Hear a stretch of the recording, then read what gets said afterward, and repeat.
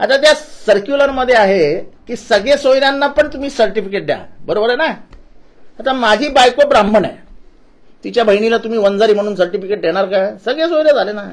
की एखाद्या मागासवर्गीय महिलेनी सवर्णाशी लग्न केलं तर त्या मागासवर्गीय महिलेची जात तिच्या मुलांना लागली पाहिजे का? तिच्याच गर्भातनं तर तो मुलगा बाहेर पडतो, त्याच्यात पुरुषाचं काय? आणि का नाही त्यांच्या पक्षाने निषेध केलं? भुजबळांना एकटं का पडलं त्यांच्या पक्षाने? कुठे गेले सगळे मोठे नेते? कुणाला घाबरतायत? पहिल्यांदा मी आज शंकराचार्यांचा निषेध करतो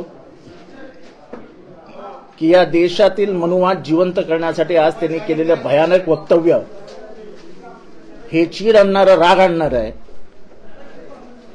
अजूनही जाता जात नाही तिला जात म्हणतात, ही गोष्ट सत्य करणारी आहे.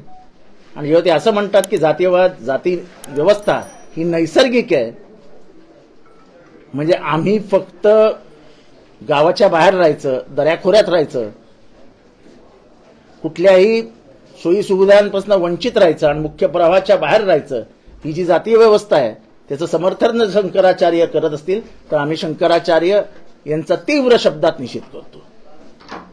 आणि हे आम्ही चालून घेणार नाही, हा मनुवाद आम्ही खपवून घेणार नाही. आज ओबीसी पदाधिकाऱ्यांची बैठक झाली. जो माननीय शरद पवारांचं योगदान आहे ओबीसी समाजासाठी ते कधीच कोणाला विसरता येणार नाही. म्हणजे अगदी छगन भुजबळ साहेबांना देखील नाही. मंडळ आयोग जेव्हा आला तेव्हा मंडळ आयोगाची अंमलबजावणी ही पहिल्यांदा देशभरात कोणी केली असेल तर ती श्री शरद पवार यांनी केली. 27% आरक्षण दिलं. आज महाराष्ट्रात डेप्युटी कलेक्टर, अनेक आयपीएस रँक पर्यंत पोहोचलेले अधिकारी, अधिक कलेक्टर झालेले अधिकारी, अनेक जण रेव्हेन्यू मध्ये कुठे कुठल्या जागांवर आहे. ती मेहरबानी पवार साहेबांची आहे. राजकीय व्यवस्थेमध्ये कुठेही नसलेला बंजारा, वंजारी, माळी, धनगर या सगळ्यांना आरक्षण देऊन राजकीय व्यवस्थेमध्ये आणण्याचं मोठं काम प्रस्थापित जातींच्या विरोधात जाऊन माननीय पवार साहेबांनी केलं. त्यामुळे पवार साहेबांचं जे योगदान आहे ओबीसीच्या भल्यासाठी ते इतर कोणाचंच नाहीये. त्याचबरोबर मी एका गोष्टीचा निषेध करतो, तो म्हणजे भुजबळ साहेबांचं आमचे वैचारिक मतभेद झाले, ते ज्या पद्धतीने पवार साहेबांशी बरोबर त्यांनी केलं ते आम्हाला आजही योग्य वाटत नाही.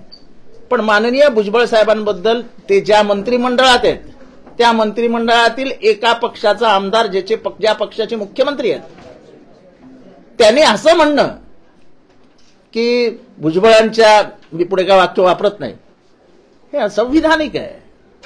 त्या मंत्रिमंडळातले ते सहकारी आहेत.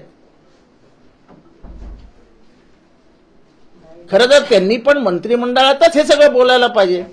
ते मंत्रिमंडळामध्ये कुठेतरी ओबीसीची बाजू कमी पडते त्यांची मांडणी, हे दिसतंय. त्यांनी निर्णय घ्यावा, आम्ही सगळे त्यांच्या बरोबर आहोत. आमचं मत स्पष्ट आहे आणि आम्ही त्याच्यापासून गेले अनेक वर्ष तसेच राहिलो आणि पुढचे अनेक वर्ष तसेच राहू की मराठ्यांना आरक्षण द्यावं, पण ओबीसी समाजाच्या आरक्षणाला धक्का न लावता ही आमची भूमिका आहे. आम्हाला वाद घालायचे नाहीत. मी आज सगळ्या कार्यकर्त्यांना सांगितलं की मराठ्याने आपण हजारो वर्ष एकत्र राहिलो, हजारो. आपण सगळे बहुजन आहोत. बहुजनांमध्ये भांडणं लावावीत ही काही जणांची इच्छा आहे. कारण का बहुजन एक झाले तर सत्ता दुसरीकडे जाऊच शकत नाही, माहिती आहे त्यांना. त्यामुळे बहुजनांना एका बाजूला काढा आणि मराठ्यांना एका बाजूला काढा आणि कोंबडे झुंजवत ठेवा. मिळतं काय कोणाला? ठेंगा. आता त्या सर्क्युलर मध्ये आहे की सगळे सोयऱ्यांना पण तुम्ही सर्टिफिकेट द्या, बरोबर आहे ना. आता माझी बायको ब्राह्मण आहे, तिच्या बहिणीला तुम्ही वंजारी म्हणून सर्टिफिकेट देणार का? सगळे सोयरे झाले ना. तिच्या बहिणीच्या मुलांना सर्टिफिकेट देणार का? माझ्या बायकोच्या बहिणीच्या मुलांना सर्टिफिकेट देणार का? सगळे सोयरे आहेत. नातं आहे ना तर रक्तच आमचं. मग ह्याच्यापुढे करा कायदा की इंटरकास्ट मॅरेज केलं समजा एखाद्या मागासवर्गीयाने एखाद्या सवर्ण मुलीबरोबर, त्या सवर्ण मुलीच्या किंवा एखाद्या मागासवर्गीय महिलेनी जर एखाद्या पुरुषाशी लग्न केलं तर मुलाची जात त्या मुलीची जात लागली पाहिजे मुलाला, जन्माला आलेल्या मुलाला. तुम्ही पुरुष सत्ताकच का सत्ता राबवता? का महिला महत्वाची नाही संसारामध्ये? त्यामुळे आमची मागणी आता की एखाद्या मागासवर्गीय महिलेनी सवर्णाशी लग्न केलं तर त्या मागासवर्गीय महिलेची जात तिच्या मुलांना लागली पाहिजे. का तिच्याच गर्भातनं तर तो मुलगा बाहेर पडतो, त्याच्यात पुरुषाचं काय आहे? असं सगळे सोयरे करण्यापेक्षा अशी पुरोगामी घोषणा करा ना की ह्याच्या पुढे आईची जात लावली जाईल आणि जर ती मागासवर्गीय असेल तर पूर्ण सवलती पोरांना मिळतील म्हणून, म्हणजे मुला मुलींना जे कोणी होतील पुढची पिढी. तेव्हा या आगी लावण्याची कामं बंद व्हावीत. हिंदू मुसलमान जसे एकमेकांपासून बाजूला करून टाकले या देशात, तसे ओबीसी आणि मराठा बाजूला करण्याचं काम हा सत्ताधारी पक्ष करतोय आणि त्याचा आम्ही तीव्र शब्दात निषेध करतो. आणि सगळे सोयरे हा सर्वात डेंजरस शब्द त्यांनी या ह्याच्यात घातलेला आहे. सगळे सोयरे याचं स्पष्टीकरण सरकारने द्यावं, नाहीतर आमच्याही सगळ्या सोयऱ्यांना वंजाऱ्यांचं सर्टिफिकेट द्यायला सुरुवात करावी.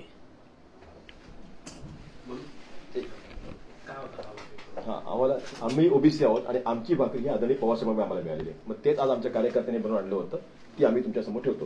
घ्या घ्या मालिक घ्या घ्या.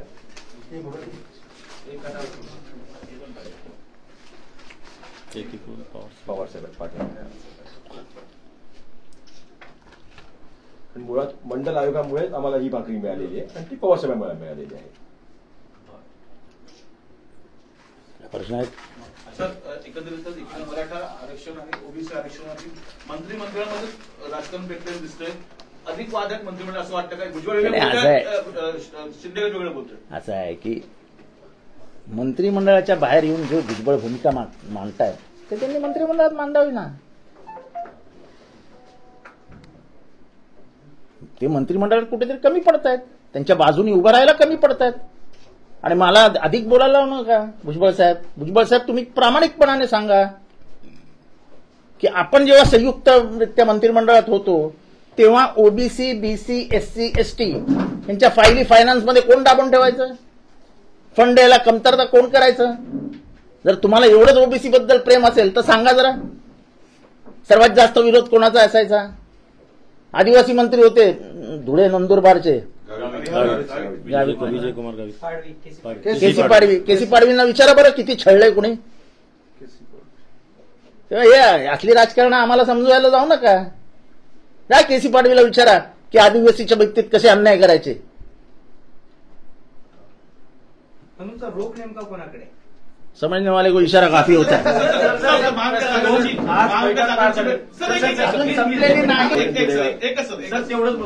राष्ट्रवादी याच्या पुढे घोषणा घेऊन चालेल, बहुजन जुडेगा, बहुजन जुडेगा.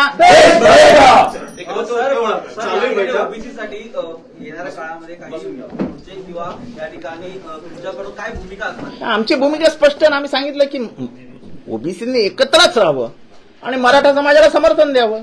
मराठा समाजाला आरक्षण मिळालंच पाहिजे, पण ओबीसींचा कमी करून त्यांना देता कामा नाही. कारण ओबीसी हा 5000 वर्ष पिचलेली जात आहे. छगन भुजबळांनी आज समर्थन केलेलं आहे आणि इतर आभार मानलेले तुमचे आभार मानले का?